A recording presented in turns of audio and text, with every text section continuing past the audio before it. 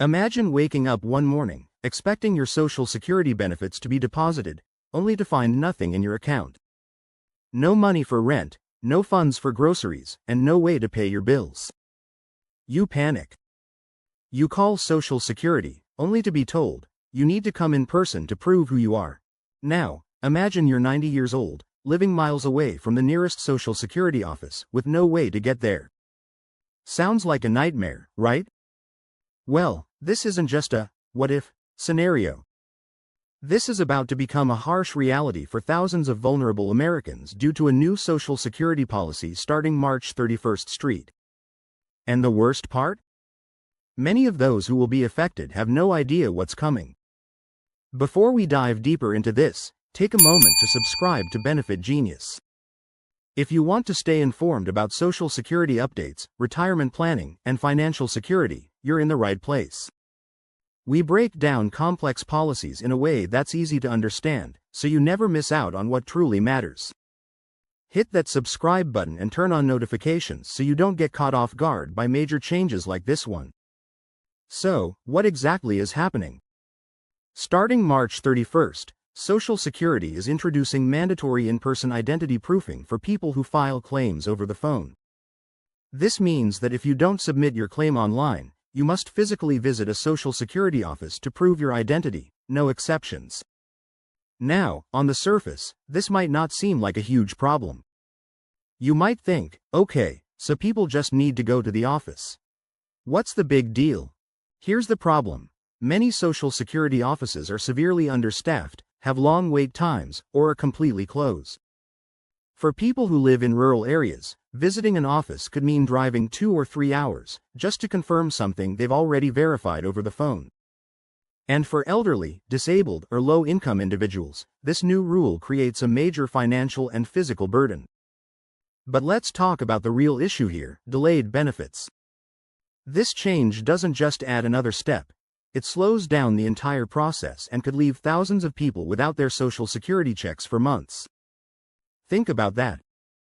If you can't get to an office on time, you might miss out on 1, 2, even 3 months of payments. For millions of Americans, Social Security isn't just extra money, it's survival.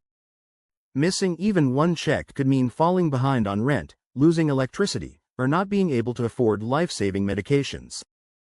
The government expects the most vulnerable citizens to just wait while they prove their identity in person. But let's be real, most retirees and disabled individuals don't have the luxury of waiting. Let's put this into perspective. Imagine a 95-year-old widow who just lost her spouse.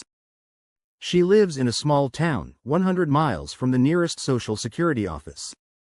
She has no car, no internet, and no way to travel. Now, she needs to prove her identity in person, or she won't get her benefits. How is she supposed to get there? Who's going to help her? Or picture a disabled veteran who relies on Social Security but can't leave his home due to health issues. He doesn't own a smartphone and schedules a phone appointment. But then, he's told, sorry, you still need to come in. But what if he physically can't? What happens then? These aren't just isolated cases. This is the reality thousands of Americans will now face. Now, why is Social Security doing this? Their reasoning? Fraud prevention. They claim that requiring in-person proofing ensures that only the rightful beneficiaries receive payments. They say it's necessary to stop identity theft.